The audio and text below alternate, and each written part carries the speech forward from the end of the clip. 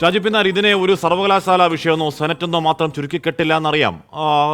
അങ്ങനെ ചുരുക്കിക്കെട്ടാനും മാത്രം അല്ല രാജു പിന്നാരുടെയും കോൺഗ്രസിനും നമുക്ക് രാഷ്ട്രീയ പാരമ്പര്യം. ഇന്നലെയും പറയുകയാണ് ഫിനാൻഷ്യൽ എമർജൻസി എന്ന് പറഞ്ഞാൽ ഗവർണർ സ്ഥിരീകരിക്കുകയാണ്. ഫിനാൻഷ്യൽ എമർജൻസിക്കുള്ള ചീഫ് സെക്രട്ടറി ചോദിച്ച നീക്കം ഇന്നലെ ഗവർണർ സ്ഥിരീകരിക്കുകയാണ്. എന്തിനാണ് സാമ്പത്തിക അടിയന്തരാവസ്ഥ? ഇതിനേക്കാൾ കൂടുതൽ സാമ്പത്തിക നില വഷളായിട്ടുള്ള കാലം കേരളത്തിൽ ഉണ്ടായിട്ടില്ലേ? ഇതിനേക്കാൾ കൂടുതൽ സാമ്പത്തിക നില വഷളായ സംസ്ഥാനങ്ങൾ മറ്റില്ലേ? ഇനി സഞ്ചിത നികുതി നോക്കിക്കഴിഞ്ഞാൽ കേന്ദ്രത്തിൻ്റെയും കേരളത്തിൻ്റെയും രാജസ്ഥാൻ്റെയും പഞ്ചാബിൻ്റെയും ഒക്കെ സഞ്ചിത കടബാധ്യത എത്രയാണ് എന്ന കണക്ക് നോക്കിക്കഴിഞ്ഞാൽ ഉദ്ദേശം വ്യക്തമാണ്. ഇന്നലെ റോഹിംഗ്ടൺ നരിമാൻ പറഞ്ഞു ഒന്ന് കേൾക്കൂ. The third disturbing fact that we found this year is a governor of a traditionally minority government state, that is Kerala, sitting over bills for periods of up to 23 months. When the Supreme Court rapped him on his knuckles, what did he do? There were 8 such bills. One bill was assented to. 7 bills were referred to the president. Now, this again is a very disturbing feature, because if there's a wholesale reference to the president, then the legislative activity of the states comes to a standstill. Because unlike a governor sending back a bill, and then after it is sent back, the governor then has to sign it. Once it lands up at the center's door and the center says no, that's the death. That's the death of the bill. It's over. Raju പിന്നാർ പറയുന്നത് പിണറായി വിജയനല്ല, CPM സംസ്ഥാന secretary MV Govindan, justice Rohinton നരിമാനാണ്. ഈ പറയുന്ന കാര്യങ്ങൾ നല്ല അവാഹമുള്ള റോഹിംഗ്ടൺ നരിമാൻ പറയുന്നു. 23 മാസക്കാലം ബില്ലിന്മേൽ അടയിരുന്നിട്ട് സുപ്രീം കോടതി ഇടപെടുന്ന ഘട്ടം വന്നപ്പോഴേക്കും ഒരു ബിൽ ഒപ്പിടുകയും ബാക്കി രാഷ്ട്രപതിക്ക് അയക്കുകയും ചെയ്ത കേരളത്തെ ഏതു രീതിയിൽ ഈ ഗവർണർ ബുദ്ധിമുട്ടിക്കുന്നു എന്ന് പറയുകയാണ്. ഫിനാൻഷ്യൽ എമർജൻസി, ബില്ലുകളിൽ ഒപ്പിടാതിരിക്കുക, സകല മേഖലകളും കോലിട്ട് പ്രശ്നമുണ്ടാക്കുക തുടങ്ങിയ ഗവർണറുടെ ഇതിൻ്റെ ഏറ്റവും ഒടുവിലത്തെ ഉദാഹരണം മാത്രമാണ് സെനറ്റിലേക്ക് സംഘപരിവാർ അനുയായികളെ തിരികെ കയറ്റൽ. രാജു പി നായർ ഇതിനെ കുറച്ചുകൂടി വിശാലമായ ക്യാൻവാസിൽ കാണുകയും ഇപ്പോൾ രാജു പി നായർ നേരത്തെ ഞാൻ പറഞ്ഞുവല്ലോ, ഇപ്പോൾ അവിടെ കേരളവർമ്മയിൽ കെട്ടിയ ഒരു ബാനറിൻ്റെ വ്യാകരണം പറയുകയാണ് VT ബൽറാം. ഇപ്പോൾ റെജിമോൻ കുട്ടപ്പനാവട്ടെ, അഡ്വക്കേറ്റ് ജയശങ്കർ ആവട്ടെ, അവരൊക്കെ എന്താണ് വലിയ പിണറായി വിരുദ്ധരാണ്. എന്ന് പറഞ്ഞാൽ ആ പിണറായി വിരുദ്ധതയിൽ കേന്ദ്രം കാണുന്നോ ജനാധിപത്യ വിരുദ്ധ ഒന്നും കാണാൻ കഴിയാത്ത രീതിയിൽ പിണറായി വിരുദ്ധരാണ്. അവരെ പോലെയാണോ നിങ്ങളൊരു ദേശീയ പാർട്ടിയല്ലേ? ആ വ്യാകരണ പിശാശ് അല്ലെങ്കിൽ വ്യാകരണ പിശ ഉണ്ടെങ്കിൽ അത് VT ബൽറാം ഏറ്റുപിടിക്കുമ്പോൾ നിങ്ങൾ എത്ര ചുരുങ്ങുന്നു ശ്രീ രാജു പി നായർ? ഹാഷ്മി, സോഷ്യൽ മീഡിയയിലെ ട്രോളുകളെ കുറിച്ച് പറയാനല്ല ഞാനിവിടെ ഇരിക്കുന്നത്. ഞാൻ ഇതിനകത്തൊരു കാര്യം പറയാം. അങ്ങ് പറഞ്ഞ ഈ ഗവർണർ ആരിഫ് മുഹമ്മദ് ഖാന്റെ സംഘപരിവാർ അനുകൂലിത അല്ലെങ്കിൽ സംഘപരിവാറിന്റെ ചട്ടകമായി പ്രവർത്തിക്കുന്ന ആള്, ഇത് ഹാഷ്മി ഇന്നാണോ ഇത് ചോദിക്കുന്നത്?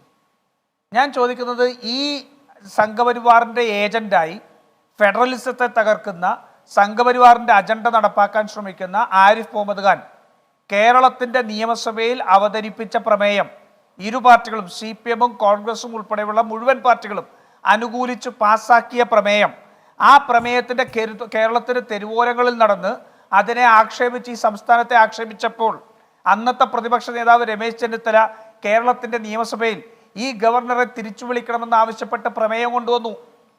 3 വർഷങ്ങൾക്ക് മുമ്പ്, ഇന്നാണല്ലോ CPM-ന് ഇപ്പോൾ സംഘപരിവാർ വിരുദ്ധനായി മാറിയത്. 3 വർഷങ്ങൾക്ക് മുമ്പ് ഇത് അപകടകരമാണ് എന്ന് തിരിച്ചറിഞ്ഞ് കേരളത്തിന്റെ നിയമസഭയിൽ ഇയാളെ തിരിച്ചു വിളിക്കണമെന്ന് ആവശ്യപ്പെട്ട് പ്രമേയം കൊണ്ടുവന്ന ഏറ്റവും വലിയ സംഘപരിവാർ വിരുദ്ധ കേന്ദ്ര വിരുദ്ധ രാഷ്ട്രീയം നടപ്പാക്കിയ പാർട്ടിയുടെ പേര് കോൺഗ്രസ്. സർ, അങ്ങോട്ടേക്ക് പ്രമേയം കൊടുക്കുമ്പോഴേക്കും ഗവർണറെ തിരികെ വിളിക്കും എന്ന മാത്രം നിഷ്കളങ്കരാവല്ലേ? ഹാഷ്മി, ഒരു വിഷവിത്ത് ഇവര് കോൺഗ്രസ് വിരുദ്ധതയുടെ പേരിൽ ഒരു വിഷവിത്തിന് വെള്ളമൊഴിച്ച് വളർത്തി വലുതാക്കി. ഇന്ന് അതേ വിഷവിത്ത് ഇവരെ തിന്നാൻ ചെല്ലുമ്പോൾ പറഞ്ഞാൽ മതിയോ സംഘപരിവാർ വിരുദ്ധത? രാജു പി നായർ ഒരു പ്രമേയം അങ്ങോട്ടേ കൊടുത്താൽ ഈ ഗവർണറെ കേന്ദ്രം അങ്ങ് തിരിച്ചു വിളിക്കും എന്ന് കരുതണോ? രാജു പി നായർ ഇവിടെ രാജ്കോവയെ തിരിച്ചു വിളിച്ചോ? RL രവിയെ തിരിച്ചു വിളിച്ചോ? സൗന്ദരരാജനെ തിരിച്ചു വിളിച്ചോ? ജഗദീപ് ധങ്കരെ തിരിച്ചു വിളിച്ചോ? താങ്കൾ പറഞ്ഞോളൂ. താങ്കൾ അതിനെ അങ്ങനെ അങ്ങ് ചുരുക്കുന്നത് കൊണ്ട് ഉള്ള ധാർമ്മികരോഷത്തിൽ ചോദിച്ചു പോയതാണ്. രാജു പി നായർ പറഞ്ഞോളൂ, അങ്ങയുടെ സമയമാണ്.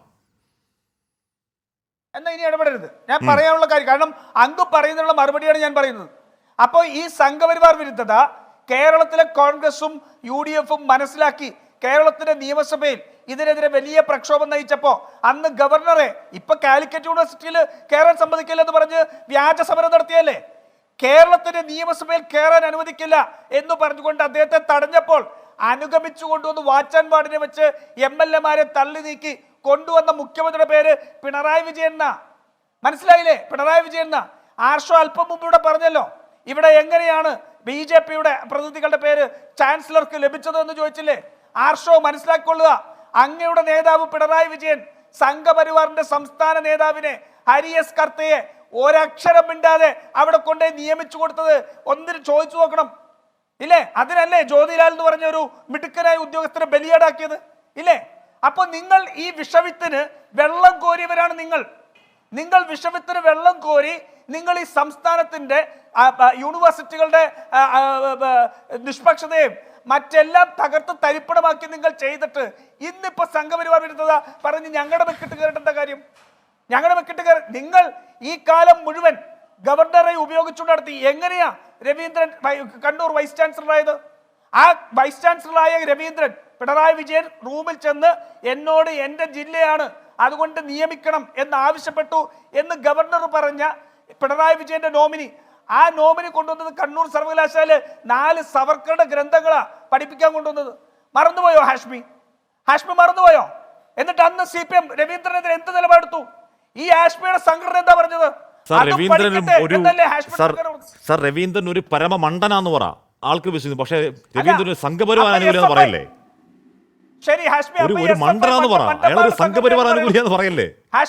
അയാളുടെ രാഷ്ട്രീയ ജീവിതത്തിലുടനീളം ഈ പറയുന്ന സംഘരാഷ്ട്രീയത്തിനെതിരെ അക്കാദമികമായി പ്രതിരോധം തീർത്ത മനുഷ്യനാണ് ഈ പറയുന്ന രവീന്ദ്രൻ. ഹാഷ്മി അപ്പൊ SFI മണ്ടന്മാരുടെ സംഘടനയാണെന്നാണോ ഹാഷ്മി പറയണത്? എനിക്ക് ആ അഭിപ്രായമില്ല. കാരണം ആ വിവാദം വന്നപ്പോൾ രവീന്ദ്രൻ സംഘപരിവാറിന്റെ പുസ്തകങ്ങൾ പഠിപ്പിക്കാൻ വേണ്ടി വന്നപ്പോൾ അതിനെ അനുകൂലിച്ച സംഘടനയുടെ പേര് SFI എന്നാ. ശരി, നമ്മുടെ അവസാന മിനിറ്റ് ഞാൻ ഇടപെടുകയാണ്. അപ്പൊ അതാ പറഞ്ഞത്, ഈ കാലം അത്രയും സംഘപരിവാറിന് വളം വെച്ച് വെള്ളമൊഴിച്ച് വളർത്തിയ സംഘടന SFI-യും പിണറായി വിജയന്റെ CPM-ഉം ആണ്. എന്നിട്ട് ഇപ്പൊ സംഘപരിവാർ വിരുദ്ധത പറഞ്ഞു നടന്നിട്ട് ഇപ്പൊ ഇത് എപ്പോഴും ഇവര് പ്രതിസന്ധിയിലാക്കുമ്പോ ഉപയോഗിക്കുന്നതല്ലേ ഈ ഗവർണറെ? ഈ ഗവർണറല്ലേ കേരളത്തിന്റെ നിയമസഭയിൽ പറഞ്ഞത് ഞാൻ പ്രതിപക്ഷത്തെ വിമർശിക്കാനല്ല, അല്ലെങ്കിൽ പ്രതിപക്ഷത്തോട് ഏറ്റുമുട്ടാനല്ല ഞാൻ നിൽക്കുന്നത്, ഇത് എന്റെ സർക്കാരാണ്, എനിക്ക് കടമയും കടപ്പാടുമുള്ള എന്റെ സർക്കാരാണ് എന്ന് പറഞ്ഞാണ്. ശരിയാണ്. ഞാൻ അങ്ങനെ നമ്മുടെ അവസാന മിനിറ്റുകളിലേക്ക് ഞാൻ പോവുകയാണ്. അതുകൊണ്ടാണ് ഞാൻ ശരി